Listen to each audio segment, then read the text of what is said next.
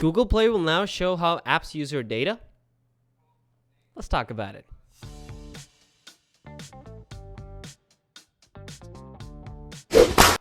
Welcome to Clean Tech, home of daily technology news and reviews, and today we're going to be talking about Google Play.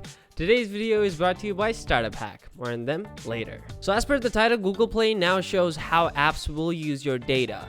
The feature requires developers to disclose how apps collect, share, and secure user data. Let's jump right in. Google launched a data safety section in its Play App Store on Tuesday. The feature is meant to show people safety and privacy guidelines before they download an app, such as how data is collected, protected, and used. Quote, "We heard from users and app developers that displaying the data an app collects without additional context is not enough," Google said in a post.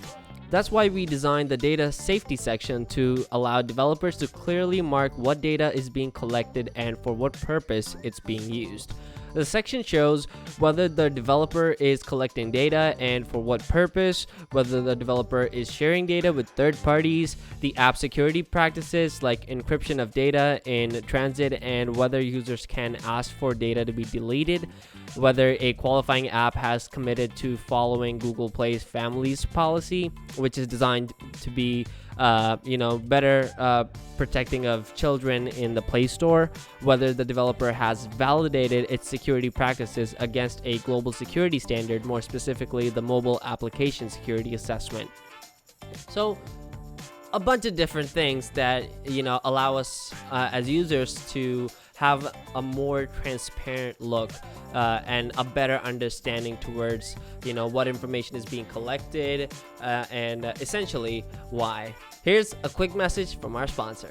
Do you want to start on your journey to earn over $100,000 per year? Learn how to become a software developer now in just 3 short months. My name is Spencer Thomason. I've been a software developer for over 25 years. I've helped hire hundreds of developers and helped train and start these amazing careers which have changed people's lives.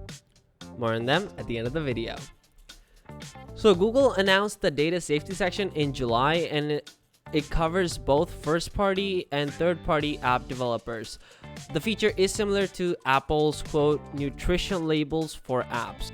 Even though the feature was first announced in July, you now have more control over what data downloaded apps can access. For example, if an app asks to access your location, you can choose to grant permission for one-time use, for use only while using the app, or for use all the time.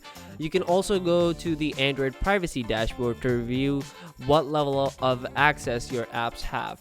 And essentially, I feel like that's a great thing that's happening in the Play Store. I feel like, this should be, something that becomes more of a standard, if you will, not necessarily an update or a perk, if you will. That like the end users such as you and I, we're just allowed more transparency and more information about what's actually being collected, when it's being collected, and why it's being collected. And to take it a step further, I feel like we should have the option to remove any and all collected data from any one of these apps, at our sole discretion. I'm sure that's, a little out there, and it's going to be a way long time before any of this comes true, if at all, that is. But yeah, a guy can dream, right?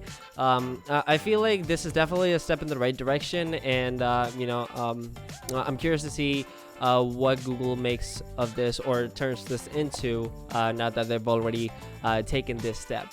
But yeah, Google, good job. Everyone appreciates the honesty, the transparency, the information on what's happening with their data and their information. And thank you so much for giving that. But yeah, guys, those are just some of my thoughts on it. Let me know yours down in the comment section below.